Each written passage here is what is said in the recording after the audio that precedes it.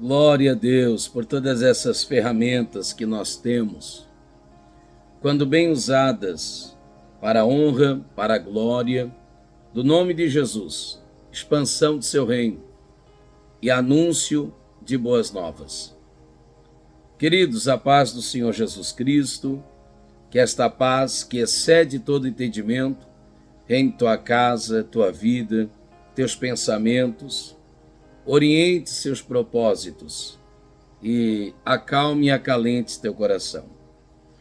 Eu vou ler com vocês alguns textos a fim de desenvolver uma ideia que eu confesso-vos sinceramente, uma ideia que eu já trabalho há algum tempo, somente a partear dessa ideia, e eu trabalho com vários personagens, porque você sabe que um texto isolado não serve para você fomentar uma doutrina propriamente dita.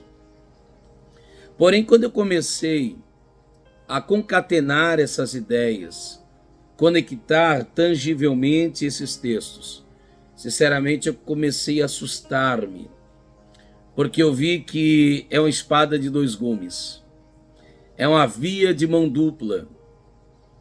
Eu estava observando apenas por um lado, que é verdadeiro, só que é apenas um lado da moeda, e tem o outro também. Vamos lá?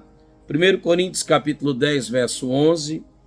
Ora, todas estas coisas lhes sobrevieram como figuras, e estão escritos para aviso nosso, para quem já são chegados os fins dos séculos. Eu tenho em mente que uma das grandes valências de você ler uma biografia é que você aprende sentado no sofá de sua sala, no ar-condicionado, é que você aprende bebendo água de coco, é que você aprende confortavelmente experiências com aqueles que biograficamente tiveram que passar pelo leito da enfermidade, decepções, tristezas, tragédias. E essas coisas, diz o texto, foram-nos escritas como figuras e servem-nos para nosso aviso e exemplo. Provérbio 22:3 diz que o avisado vê o mal e se esconde, mas o tolo passa e sofre danosamente. Existe uma oração que eu faço a Deus há muitos anos. Que oração é essa? Deus, ensina-me a aprender com os erros dos outros. Que eu não precise sofrer o mesmo mal que outros já sofreram. Daí seria tolice e não martírio. Vamos continuar outro texto. Romanos 15:4. Porque tudo o que dantes foi escrito, para nosso ensino foi escrito, para que pela paciência e consolação das Escrituras tenhamos esperança. Fundamentado sobretudo na parte B desse verso, eu tenho dito insistentemente, a Bíblia não é escrita para minha vergonha, mas para meu incentivo. A Bíblia é realmente um patrimônio da raça humana. É uma riqueza em Deus que deve, sim, ser reclamada. É o celeiro, a despensa de Deus, que na qualidade de dispenseiro dele eu devo ir até ela. E por que não deliciar-me com tamanhas iguarias? Jó não tinha alguém para referendar-se quando passa por aquela prova terrível. Se você observar Jesus, sempre valeu-se disso. Sempre usou o Antigo Testamento como base, como reforço. Sempre usou o passado para poder fundamentar o presente e para poder prospectar o futuro. E nós não deveríamos fazer diferente. Só que Jó não tinha quando passou pela prova.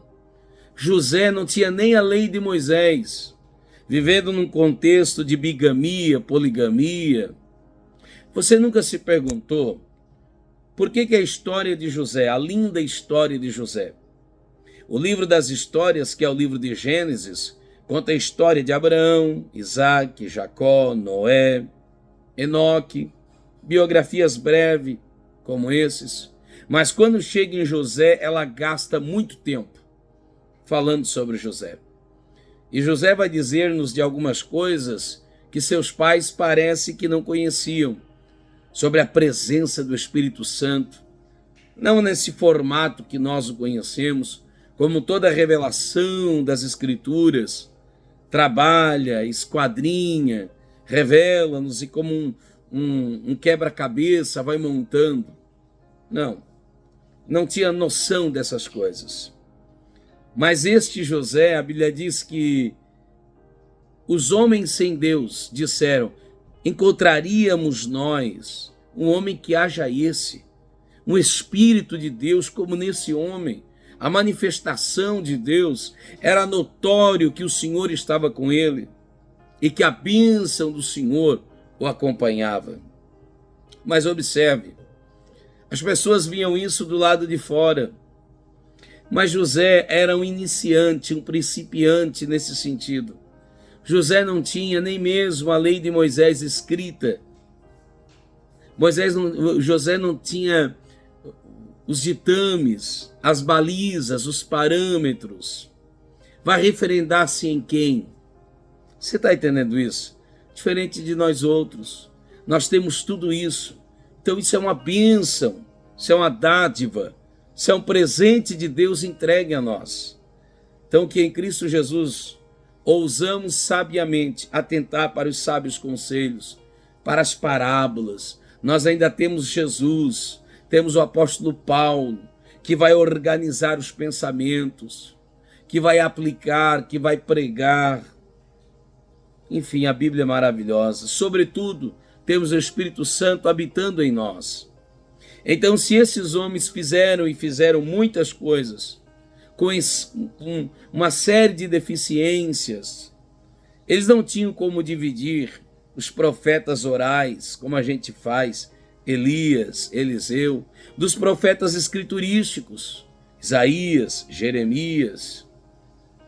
Alguns deles estavam em cativeiro, outros, como Daniel, nem imaginavam que ao ler algumas histórias, na verdade, a sua história estava sendo contada.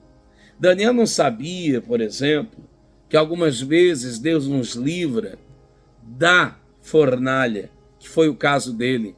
Outras na fornalha, como foi o caso de Ananias, Misael e Azarias. Nós conhecemos como Sadraque, Mesaque e Abidnego. Sadraque, Mesaque e Abidnego, Ananias, Misael e Azarias jamais deduziriam que umas vezes Deus nos livra da cova dos leões, como foi o caso desses. Daniel foi lançado, eles não. Outras vezes, assim como Daniel, na cova dos leões. Eles estavam vivendo isso, mas não sabiam disso. José jamais imaginara, quando estava agora receber a chave da casa de Potifar, que era Deus preparando, ensinando, capacitando para liderar os 7 anos de vacas gordas, espigas cheias. Jamais ele deduziria que os 7 anos de vacas magras, espigas secas, seria um apontamento para os 7 anos, ou melhor dizendo, para os anos de prisão. Será que na prisão ele tinha essa concepção? De modo algum. E quando ele foi esquecido, lembra, o copeiro esqueceu. E não foi 1 dia, 2, foi 2 anos. Já dizem os célebres pregadores, desde a antiguidade, que sobrou uma vaga na padaria. E que se aquele homem houvesse lembrado de José, logicamente, talvez José estivesse sido promovido a padeiro. Só que o que Deus tinha para José era mais do que padeiro, era mais do que padaria. Era o trono, era o governo, era Zafanete Paneia. Que histórias lindas, né? Só que o José não sabe nada disso.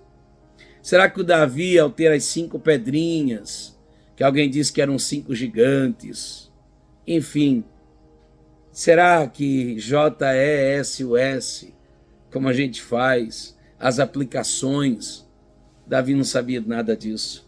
E eu não estou falando de coisas profundas, estou falando de coisas simplórias. Eu não estou falando de coisas assim que precisa cursar para desvendar. Estou falando de coisas simples que estão nítidas a nossos olhos. Para nós, mas para eles não. Porque eles estavam vivenciando, escrevendo em vida a história. Mas o texto diz que isto nos foi guardado, a fim de que servisse-nos como consolação e que tenhamos esperança.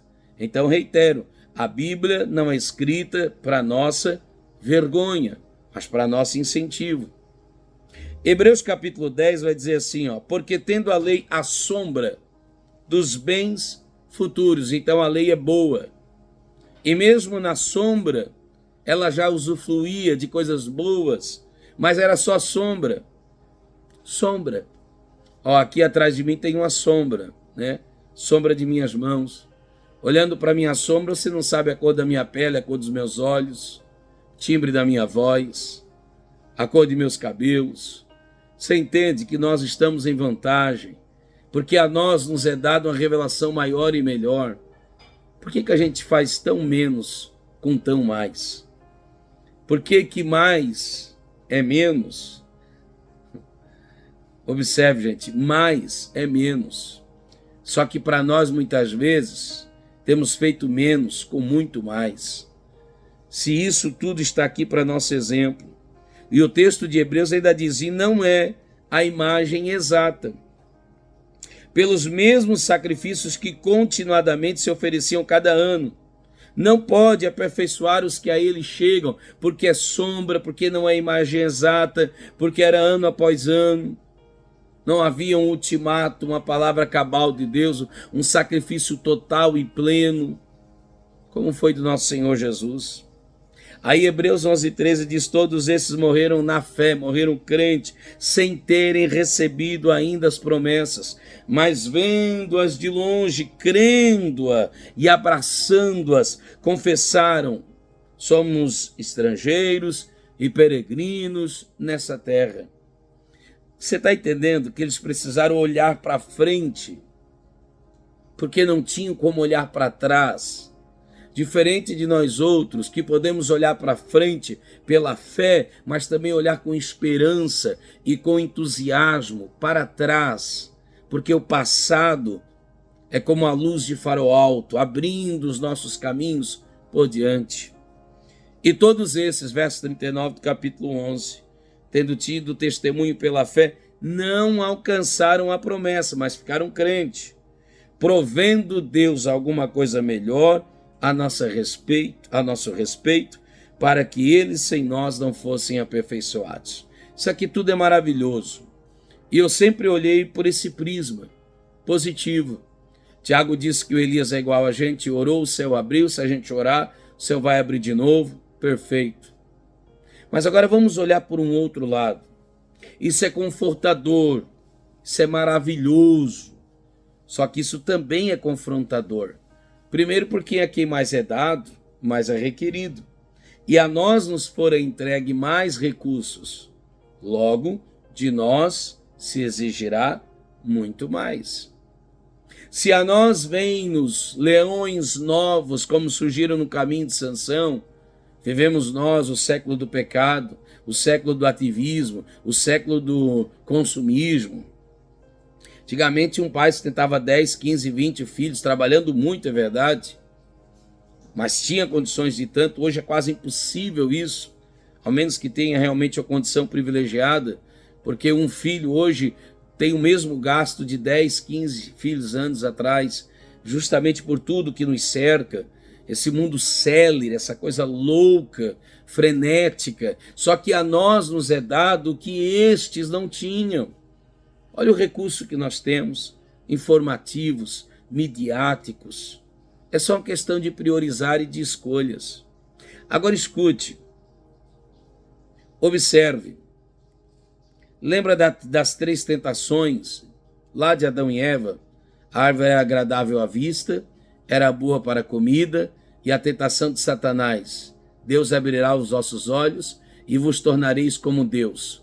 Então essa tríade aqui é 1 João 2,16. Lembra de 1 João 2,16? Concupiscência da carne é boa para a comida, concupiscência dos olhos, agradável à vista, e soberba da vida, sereis como Deus. Então observe que na negativa, todas essas coisas estão aqui sendo postas, primeiro, ativamente a fim de que façamos, segundo, passivamente a fim de que não façamos, a fim de que acertamos com os acertos daqueles que acertaram e a fim de que não erramos aprendendo com os erros daqueles que erraram. Então a gente não aprende só com os acertos, aprendemos com os erros também. Os erros também nos ensinam. Aliás, permita-me dizer uma coisa, fracasso só é verdadeiramente fracasso quando a gente não aprende com ele. Repito, fracasso só é verdadeiramente fracasso quando a gente não aprende com ele. Agora vamos mais. Pense nos pseudos deuses, dos cananeus, dos heveus, dos ateus, né? Tantas Zeus que existiam por ali, amorreus e outros mais.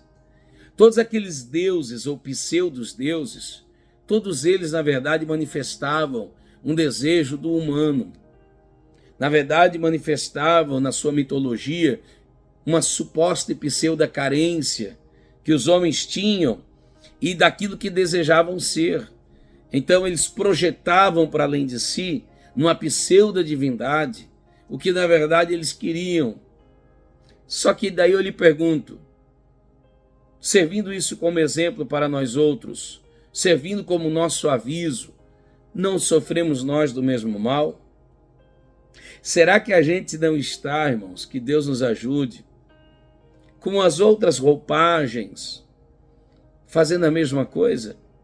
Baal, por exemplo, o pseudo-deus da prosperidade e deus da fertilidade, cria-se entre os cananeus e amorreus, por exemplo, que o relacionar-se de Baal com Astarate, que o relacionar-se desses pseudos deuses sexualmente, a semente, o sêmen, né, de onde deriva a palavra semente de Baal, quando adentrava no ventre da sua pseuda, percebe que isso aqui é uma coisa tudo mitológica, e ali frutificava, germinava, e ela dava-lhe filhos, era a mesma coisa como que fosse semente em terra, e que a semente em terra produzia isso, era um culto a Baal. E a gente disse, é loucura, é claro que é loucura. Eu prefiro Alá, filhos de Israel, olhar para Levítico 26, para Ezequiel 34, para Deuteronômio 28 e acreditar que há um Deus soberano, absoluto, que reina, que abençoa, que prospera, que faz-nos, enfim, que nos fez criativos e ao mesmo tempo nos reinventarmos, deu-nos essas capacidades para tanto, maquinários e tantas coisas que nos são benesses. Maravilha. Mas agora, será que a gente não usa uma outra roupagem? Será que a gente não entra também por caminhos relacionais?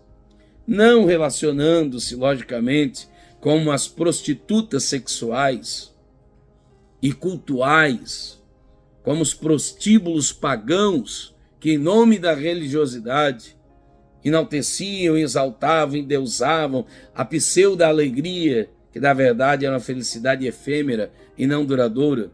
Será que a gente não dá uma outra roupagem para isso hoje?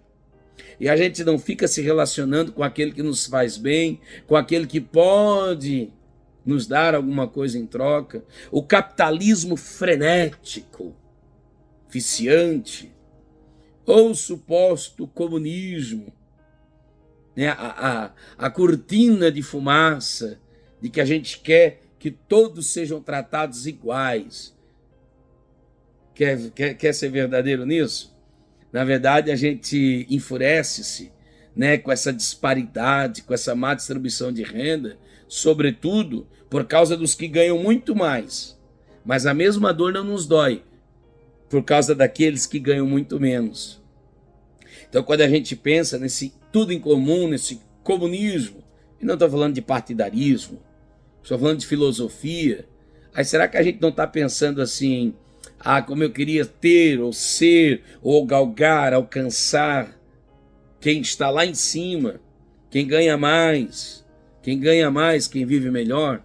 Ou será, vamos ser honestos, que esse nosso sentimento, como eu queria que as pessoas que não comem o que eu como, possam comer o que eu estou comendo, que não vestem-se com o que eu visto-me, possam vestir-se.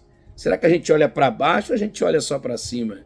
Então você está entendendo que a gente acaba não tomando essas coisas como aviso.